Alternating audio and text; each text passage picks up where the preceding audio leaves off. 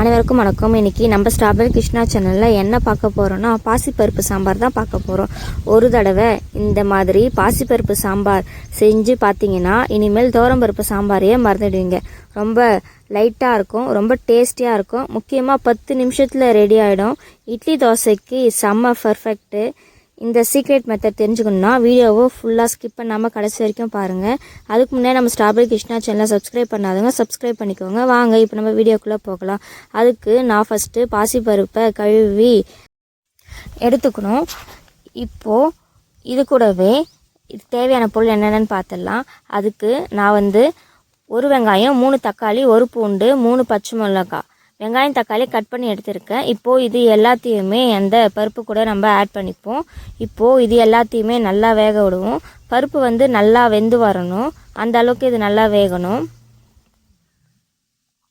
இந்த மாதிரி நீங்கள் செஞ்சு கொடுத்தீங்கன்னா கிட்ஸ்க்கும் உங்கள் வீட்டில் இருக்கிற கிட்ஸ் எல்லாருமே நல்லா லைக் பண்ணி சாப்பிடுவாங்க. நமக்கும் செய்கிறதுக்கு ஈஸியாக இருக்கும். இப்போ பார்த்தீங்கன்னா நம்மளுடைய பருப்பு நல்லாவே வெந்துடுச்சு. இப்போது இதை கடைஞ்சி எடுத்து வச்சுப்போம். இப்போது இதுக்கு தாளிப்பு ரெடி பண்ணிவிடுவோம். அதுக்கு கொஞ்சமாக நம்ம எண்ணெய் ஆட் பண்ணிப்போம். எண்ணெய் காஞ்சதுக்கப்புறம் இது கூடவே கடுகு ஆட் பண்ணிப்போம். கடுகு பொரிஞ்சதுக்கப்புறம் ஒரு வெங்காயம் கட் பண்ணி வச்சுருக்கேன், அதுவும் கொஞ்சம் கருவேப்பிலையும் இது கூட ஆட் பண்ணிக்கிறேன். இப்போ இது எல்லாத்தையும் நல்லா வதக்கணும்.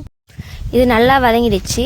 இப்போது இது கூடவே நம்ம கடைஞ்சி வச்சுருக்க பருப்பை இது கூட ஆட் பண்ணி மிக்ஸ் பண்ணிட்டா அவ்வளோதான், நம்மளுடைய சூப்பரான ஹெல்த்தியான டேஸ்டியான பாசிப்பருப்பு சாம்பார் ரெடி. இது சாப்பிட்டா செம்ம டேஸ்ட்டாக இருக்கும்.